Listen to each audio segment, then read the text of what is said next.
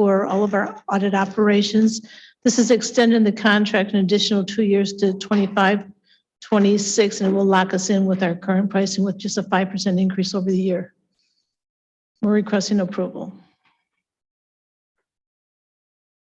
Comments from all? Any comments from commissioners?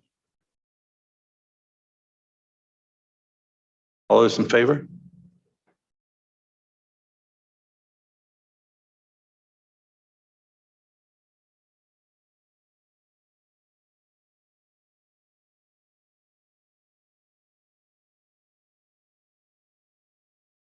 We have a motion by Commissioner Dobb and support by Commissioner Clark Coleman. Moved by Dobb and supported by Commissioner Kniezek. All those in favor? Please vote on your tablets. It was not seconded by Commissioner Kniezek. Showed that on my thing. No, it does not. But anyway, well, thank you for the technology, and we'll continue with this great technology. So it shows that everybody supported it per my camera here. So next item, Madam Clerk. Item 2, forwarding a copy of the Legislative Auditor General's Performance Audit Report on the Wayne County Department of Personnel Human Resources Compliance Review for filing annual conflict of interest disclosure. Now I'd like to welcome our Auditor General staff and their guests. Ms. If Cora. staff could introduce themselves, then our guests will introduce themselves. Will Hamner, Audit Manager. Tequila Warren, Supervisory Auditor. Erica Jones, Principal Senior Auditor. Guests could introduce themselves. Donna Wilson, PHR Director. What you have before you today, this is our performance audit for the Department of Personnel Human Resources. This is a compliance review for the filing of the annual conflict of interest disclosure forms. And I'm going to turn over to Will Hamner to go begin the presentation. As Marcy indicated, we conducted a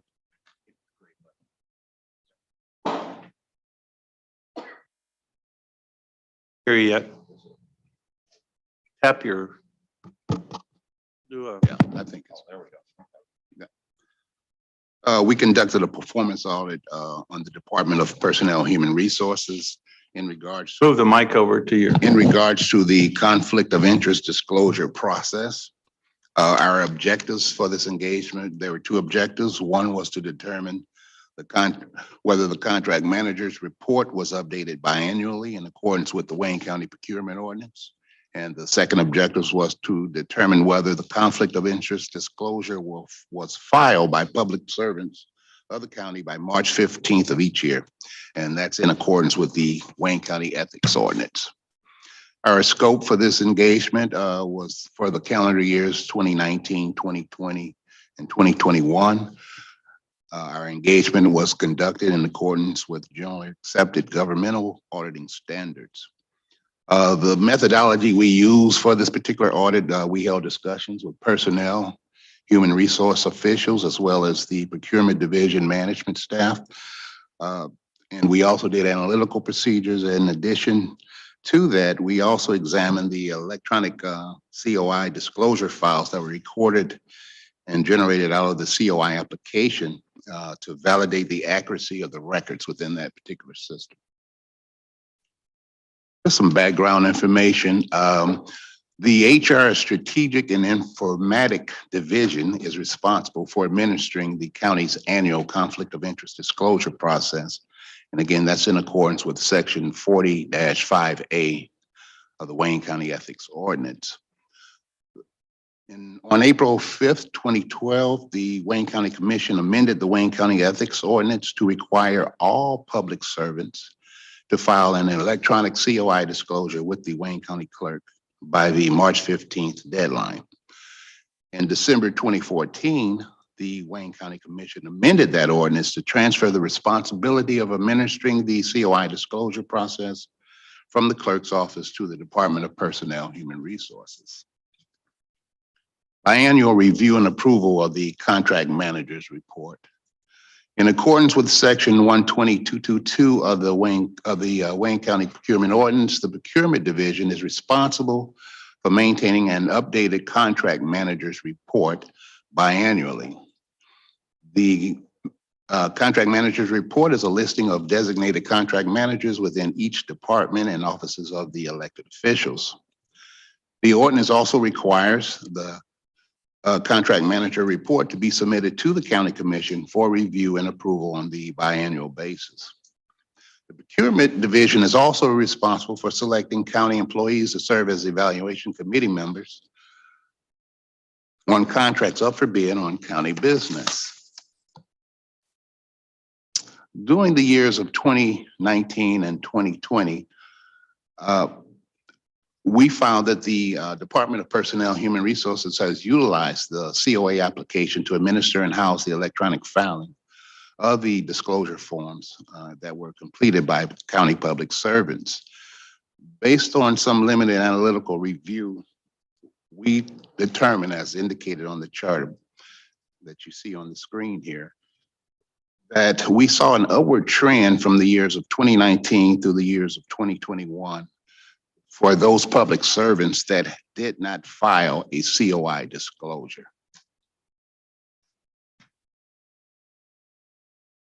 Summary of issues that we found during this particular performance engagement. We identified 6 issues that had 16 recommendations presented to the Department of Personnel, Human Resources, and the Procurement Division to enhance their internal control environment. 2 of the 6 issues were classified as significant deficiencies, and 4 are classified as control deficiencies, which are deemed to be relatively low risk. We did discuss all 6 issues and the 16 recommendations with both management teams, and they have agreed to implement all 16 recommendations. For the engagement results, I'll turn it over to the audit team, Tequila and Erica, to go over the summary.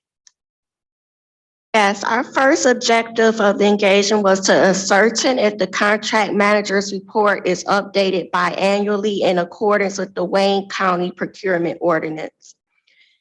We noted an issue in regards to enhancing the monitoring over contract managers' reports and review of COI disclosures. The Wayne County Procurement Ordinance states that the CEO and his or her designee shall coordinate the compilation and each 6 months update a list of a contract manager by department name and title, which is to be called the contract managers list. The contract managers list shall also be submitted for Wayne County Commission review and approval per the ordinance. However, based on discussions with Procurement Division management and Commission policy and research officials, we found no evidence that the contract manager's report had been updated and submitted to the Wayne County Commission for review and approval during our scoping period. In addition, we determined that the Procurement Division management did not have a process to review the COI disclosure forms of county employees that were selected to serve on the evaluation committee. By not reviewing COI disclosure forms for employees selected to sit on the evaluation committee, the Procurement Division may be unable to timely identify and remediate any conflicts of interest that exist between responsible bidders and elected evaluation committee members. Based on discussions with Procurement Division management, we noted that the Procurement Division is currently working with DOT to automate the contract manager's report process to maintain compliance to the procurement ordinance on a go-forward basis. Our recommendation was to enhance compliance with the ordinance requirement and oversight of the contract manager's reports and the selection of evaluation committee members. We recommend the Procurement Division to develop policies and procedures to comply with section 120-222 of the procurement ordinance to update biannually the contract manager's report and to submit to the Wayne County Commission for review and approval. And then we recommended for division staff to review the filed COI disclosure forms of county employees that are selected to serve on evaluation committees, and to ensure that a form has been filed, and to review if any potential conflict of interest exists with a bidding vendor prior to their final selection as a committee member. And lastly, in addition, to revise the evaluation committee approval form to include an attestation from voting members to ascertain whether a relationship with the selected vendor and or any potential conflict of interest exists. Management agreed with these recommendations. Our second objective of the engagement was to determine if the annual conflict of interest disclosure is filed by public service of the county by March 15th of each year in accordance with the ethics ordinance. And we also identified an issue in regards to the lack of a written contingency plan for the COI application system. The National Institute of Standards and Technology recommends for organizations to implement a contingency plan for their information systems to maintain the continuity of operations in the event of a system shutdown. While PHR management indicated that DOT performs a daily backup of data files that are recorded in the COI application, they stated that a written contingency plan for the COI application had not been formally developed in event that the COI system stops operating. By not formally implementing a contingency plan for the COI application, the county may be unable to effectively and readily recover employee files that have been submitted over several years. Without establishing a system recovery plan, the mandated filing of COI disclosure forms by all public servants could be significantly impacted and result to non-compliance with the county's ethics ordinance. Can I stop for a second? Has personnel finalized the disaster recovery plan for the COI application system? Donna Wilson, yes, we have finalized the recovery plan and submitted it. Do you agree with? Thank you. And lastly, our recommendation was to maintain the continuity of the COI disclosure process in the event of a system shutdown. PHR management and DOT management should develop a written contingency plan for the COI application that will specify how PHR will administer the COI disclosure process in the event that the COI application becomes inoperable, and to ensure that DOT will restore the COI application to functionality and prevent the loss of COI disclosure records during a system shutdown.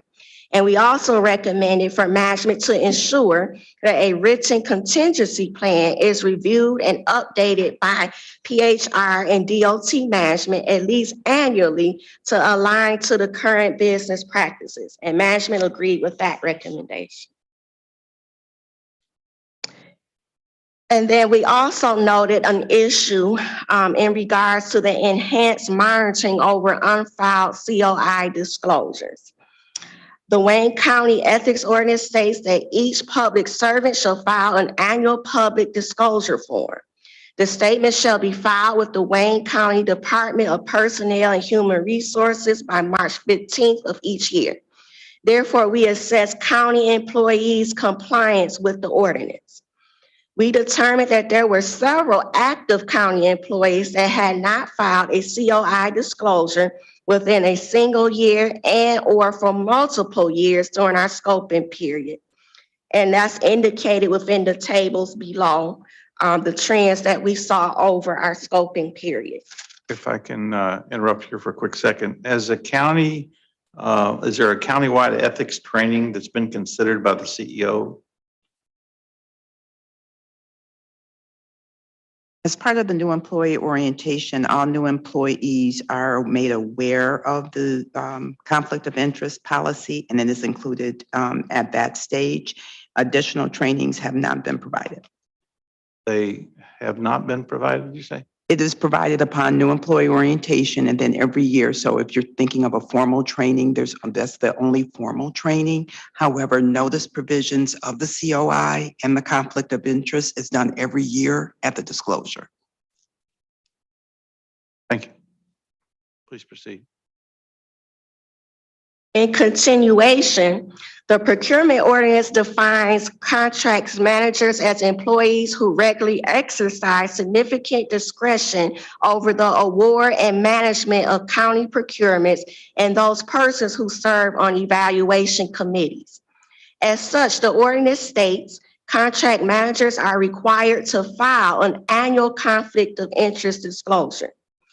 We reviewed the March and September contract managers reports for years 2019 through 2021 and noted that 24.8% of the contract managers had not filed their disclosure in one or more years. We also found that 19 of these contract managers had not filed in a single year and 5 had not filed in 2 or more years. We noted these observations within the tables below. By not consistently monitoring the COI disclosure requirement and or requiring for corrective action to be taken for unfiled COI disclosures, this could expose the county to unethical decisions and business practices during the procurement of goods and services for the county if a potential conflict of interest went undisclosed. And I'm sorry, could you guys respond to that with the lack of non-responses if people have not filed their forms? Lack of responses for non-filers is Yeah. that we have looked at and you're talking about the contract administrator specifically. Yes. And so that is done through MMB. And so Aaron Wagner. I recognize him. Through the chair, Yes. Aaron Wagner, the Chief Administrative Officer. At the onset of any evaluation committee, before any of the documentation is presented to the selected members, we do go through a process of having each member disclose if there are any related parties, family members that are related with a particular organization that may be on that list. If they are, those committees members are removed and a alternative is put in their place. Additionally, as part of all solicitation documents, if a organization has a county employee that is or has a family member or a relation to a county employee, that is disclosed in the submission of the proposal. So you've got two controls right there that, we, before the evaluation begins, ask any potential evaluation members. Also to the part of the bid packages to have that information submitted from the suppliers. That's great, but what if the folks didn't fill out the forms? That COVID, you blame it on COVID, or was it? I think it could be a combination of things. During a majority of these or of the subset, we were working remotely, so it was a lot more, much more difficult to, I guess, get access to those, I would imagine. I mean, I can speak for myself that each year, I submit the ethics form and have since I joined the county. And to Donna's, as to piggyback off of what she had just said, every year we send out very specific instructions to all employees that they are to fill this out. And so I think it's a combination of, us being a bit more stringent with employees to ensure that they are compliant with this. So if they don't comply now, you're telling them they will comply, right? Correct. Okay, you're on the record. Thank you. And lastly, we recommend for PHR management to work with CEO management to enhance the current COI disclosure process by reiterating the importance of public servants to complete the annual disclosure form, requesting departmental managers to provide a status update to PHR and or the ethics board on the corrective actions taken on the unfiled disclosures within their areas, and to consider implementing penalties and corrective action to any public servant that does not remit the COI disclosure form within a reasonable time after being notified of the unfiling. And management agreed with this recommendation as well. Next slide, please.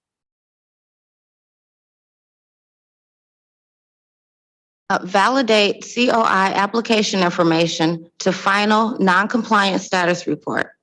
The Wayne County Code of Ethics requires the Department of Personnel and Human Resources, or PHR, to review all COI disclosure forms during the filing period and to forward any form that discloses a potential or actual conflict of interest to the Director of PHR for review. The Department's Standard Operating Procedure, or SOP, also states that PHR is required to submit a final closeout status report, also known as the COI non-compliance status report, to the Ethics Board by June 30th of each year. To assess the accuracy of the information contained in the status report, we sampled 45 employees reported as unfiled in the COI application to determine if the employees were properly reported in the COI non-compliance status report. Based on our assessment for years 2019 through 2021, we noticed several employees should have been included, but were not listed in the status report. For 2019, 17 employees were not listed. For 2020, 16 employees were not listed. And for 2021, 8 employees were not listed. By not verifying the accuracy of the information recorded in the COI application to the final COI non-compliant status report, PHR is at risk of reporting outdated or inaccurate information to county officials. This resulted in recommendation 2022-04, a control deficiency.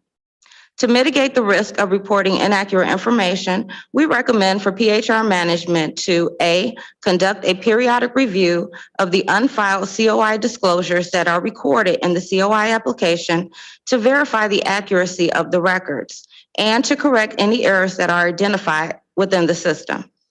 B, conduct a final assessment of the annual COI non-compliance status report to the disclosure records recorded in the COI application to verify accuracy and make corrections prior to distributing the report to the Ethics Board.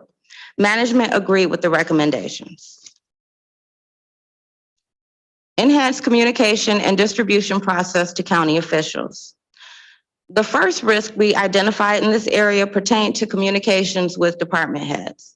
Currently, PHR sends each department head a list of its employees that did not file a COI disclosure for the year, and those that reported a potential conflict of interest prior to the June 30th filing deadline.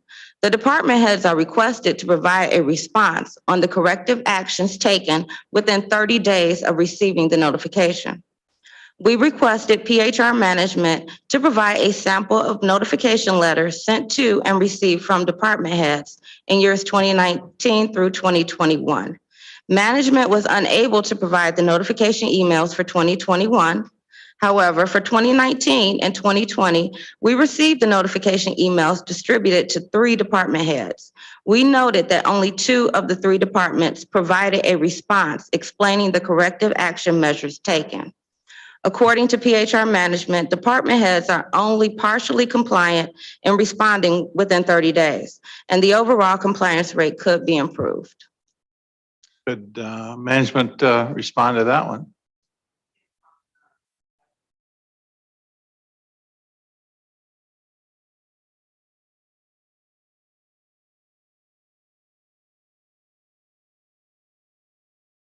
I can hear. Your mic's on now? Can you hear me? Oh, yeah. Okay. All right. That was right. Actions that we have taken is that we've gone to a common email address for accurate record keeping. And then we've also updated our policy, which includes a separation of a two-prong approach. One is information on unfilers, and then two is information on filers who may have a conflict, so that it's clear for department directors the questions that we're asking. I'm sorry, I jumped on you. So will the COI disclosure report be given to the ethics board each year? Yes, it will. Oh, thank you. Go ahead.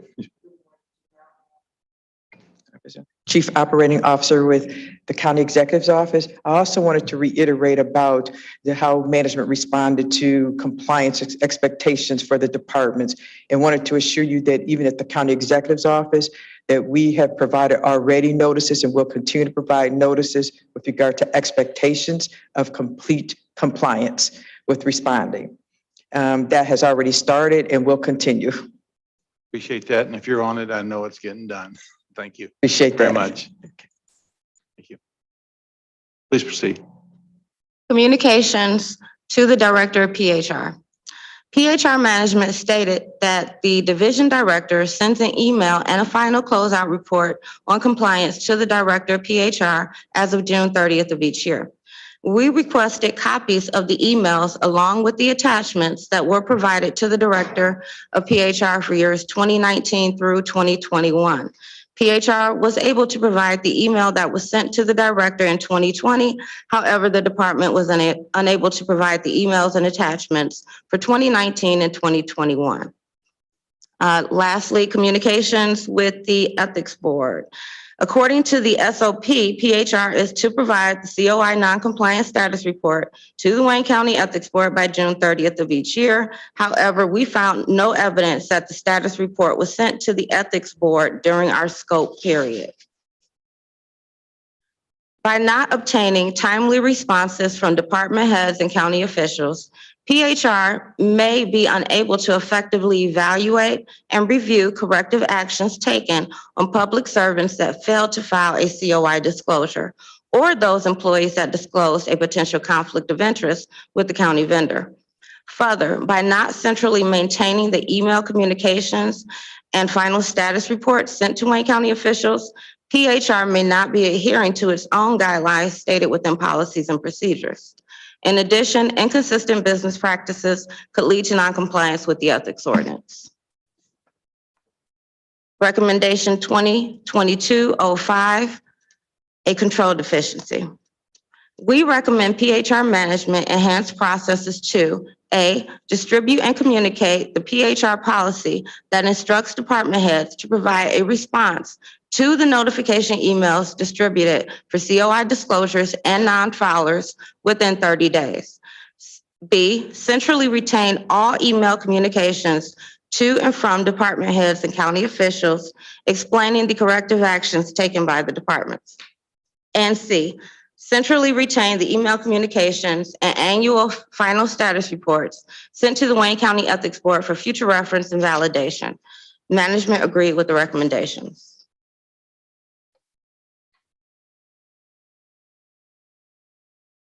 Enhanced monitoring over newly hired and rehired COI disclosure compliance. In accordance with the Wayne County Ethics Ordinance, newly hired and rehired county employees must submit a conflict of interest disclosure upon commencement of employment. Based on discussions with management, the department has an internal policy that allows new hires and rehires to file the COI disclosure within 30 days of employment. However, we noted that the internal policy is not documented in the SOP. Based on information provided by county officials, we determined that the county hired or rehired a total of 774 employees for years 2019 through 2021 as shown on the table. To determine compliance with the ethics ordinance, we selected a random sample of 31 employees that were hired or rehired in years 2019 through 2021. The sample consisted of 24 new hires and 7 rehires. Based on our review, we found that PHR did not consistently enforce the department's internal practice of allowing new hires and rehires to complete the COI disclosure within 30 days of employment. For our sample, we noted that an average of 78 days elapsed from the employee's date of hire to the day a COI disclosure was filed. By not following established policy and procedures, the county may be unable to remediate existing conflict of interest in a timely manner. Furthermore, if a conflict of interest is later disclosed after employment, the county could incur unethical practices on the part of Wayne County employees. Recommendation 2022-06, a control deficiency.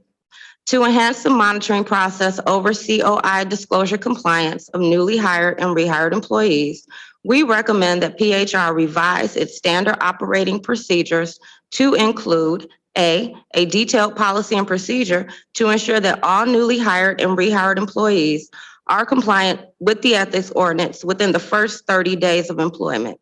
And B, perform documented monthly reviews of new hire and rehire COI compliance within the COI application. Management agreed with the recommendations.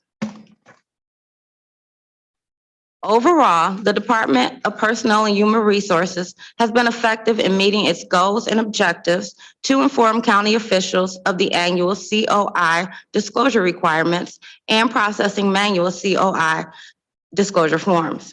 However, we determined that PHR management can strengthen its controls within the areas identified within this report. We also determined that the procurement division can strengthen its controls over the biannual review of the contract manager's report and its review of the COI disclosure form submitted by selected evaluation committee members. A corrective action plan will be requested approximately 30 days after this report is formally received and filed by the Wayne County Commission. This concludes our presentation. Next item, Madam Clerk. We need a motion and support. Can I get a motion? Commissioner Kleen makes a motion. Well, I was And- looking for discussion, Mr. Oh, I'm Chair. sorry. Before we get a motion, Commissioner Kleen. Sure. I understand. Commissioner Kleen. Thank you, Mr. Chair. The things in the report that concern me the most are three things. I noticed from the data from 21, fully 20% of county employees did not file their conflict of interest form. And I guess I'll just preference, and we all know that public contracting and the spending of money, that has to be very transparent. And all the procedures have to be in place. This won't necessarily stop some actors that might want to do it, but when these kind of things happen and the systems aren't in place behind it, it just makes it a lot worse. The other two things that concern me are the reporting to the ethics board and the reporting to this commission, that those required reports have not happened. And that's also part of the public contracting, that this is all open, this is all out in the public, and that we have the internal systems to eliminate as much as we can of people being bad actors with conflict of interest. So I will wait for the corrective action plan. We've had a little discussion of that today. But of course, the real test is the next time we do this. Look, does the Auditor General seem to think that, given the discussions that are going on, that the 2-year requirement for this audit, should we do another one next year on this, or are you comfortable with the 2-year cycle, given the discussions around this report? When we do our corrective action plan, we'll be looking at the conflict of interests that were filed in 2023 because they were due in March. So we'll be able to assess the 2023. Okay. Thank you, Mr. Chair. Ms. Cora? I'd just like to thank Janelle Allen, Aaron Wagner, Donna Wilson. I think Julie LeMaster is online for their assistance in completing this engagement. I appreciate that. And as chair of audit, I've got something that still bugs me, and it's just sort of semi-related. We had a news article about it, and it's supposed to be an investigation, prosecution, all that stuff about county employees doing business with a outside company that's selling chainsaws and generators and stuff. As chair of audit, I still haven't seen who the company is. Are they still doing business with the county? Those sorts of things raise my antenna every time I come to a meeting. So after this meeting, if somebody would like to comment about that with me, I'd certainly appreciate it. Thank you.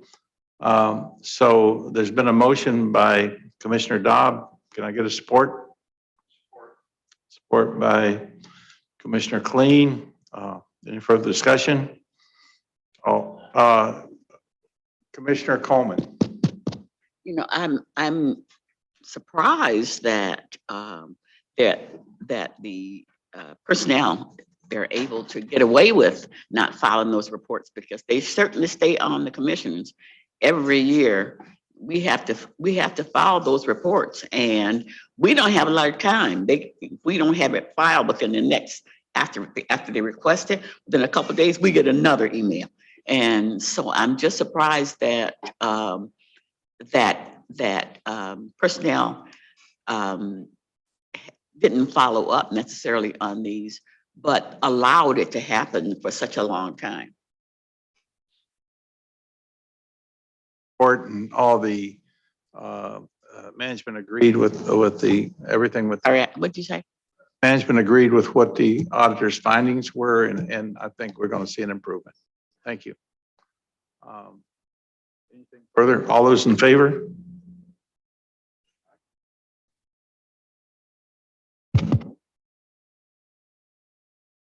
The ayes have it.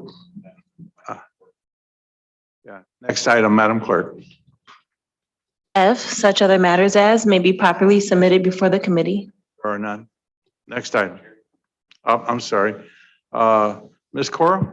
I have something. At the next meeting on May 24th, we will have Pam Moran here that will be going over the results of the annual financial statement audit, annual comprehensive financial report. So I invite our commissioners to attend. Thank you. Okay. Next item, Madam Clerk. Is Public comments. there anybody from the public like to comment? Anybody from the public like to comment? Barry, you like to comment? Okay. Nobody from the public like to comment? Last time. Okay. Next item, Madam Clerk. Adjournment. Can I get a motion? So moved. Wow, it's been moved and supported. No discussion.